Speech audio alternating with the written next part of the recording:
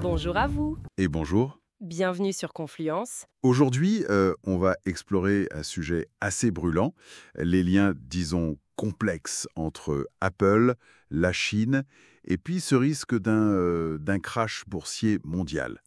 On se base sur les infos qu'on a pu réunir. Exactement. Notre objectif, c'est de décrypter un peu tout ça, de comprendre ce qui se joue vraiment derrière les gros titres là en mai 2025. Allez, on y va. Alors, le contexte, il est tendu, hein. Les marchés sont assez volatiles, il y a des tensions géopolitiques. C'est ça? Et au milieu de tout ça, Apple, un géant. On parle de presque 3 trillions de dollars. Ça représente 6,69% du S&P 500. C'est énorme. 6,69%.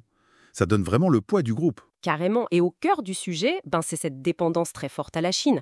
Les chiffres disent 80% des iPhones y sont encore assemblés. 80%. Oui. Alors, il y a eu une trêve temporaire sur les tarifs douaniers. Ça a peut-être calmé le jeu un peu.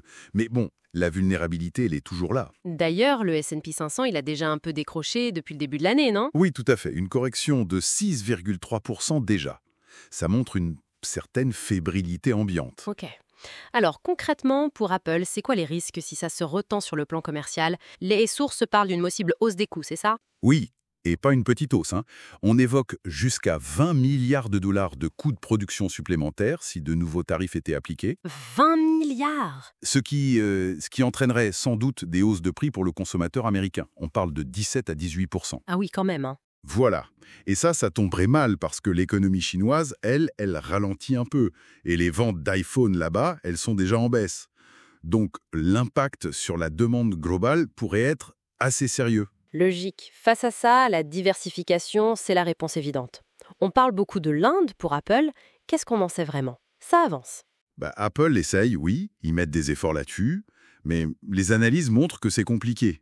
Il y a des défis logistiques, parfois c'est dur de transférer certaines productions, D'accord. et puis il y a le coût. Produire en Inde, ça resterait 5 à 8% plus cher qu'en Chine. Donc la transition, elle n'est pas gratuite et elle prend du temps. Et tout ça, ça doit jouer sur l'action Apple, j'imagine. Les investisseurs, ils aiment pas trop ce genre d'incertitude. Exactement.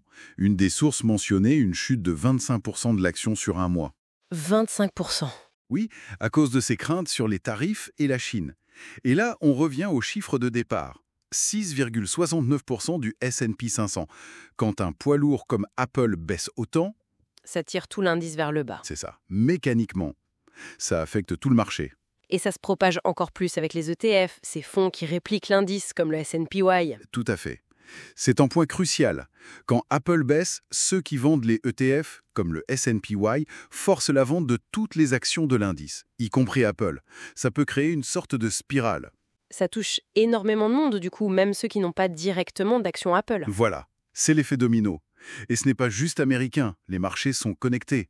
Une baisse du S&P 500, ça se ressent souvent en Europe, sur le CAC 40 par exemple. La volatilité se propage partout. Même sur des entreprises qui vont bien, à cause de ces liens financiers. Bon, après, les avis divergent. Certains pensent que le marché a déjà anticipé une partie du risque. Oui, qu'il l'a pricé, comme on dit. Hmm. Tandis que d'autres sont plus inquiets et craignent une vraie récession. Il y a même un scénario extrême qui est mentionné, non? Une fermeture d'usine en Chine. Oui, un scénario, disons, catastrophe. Fermeture prolongée des usines, l'impact estimé, moins 30% sur Apple en une semaine et moins 10% sur le S&P 500. Ça fait froid dans le dos. Ça illustre bien la fragilité liée à cette mondialisation, l'importance critique des chaînes d'approvisionnement. Et ça montre que la diversification, même si c'est la bonne voie pour Apple, est peut-être un peu lente face au risque.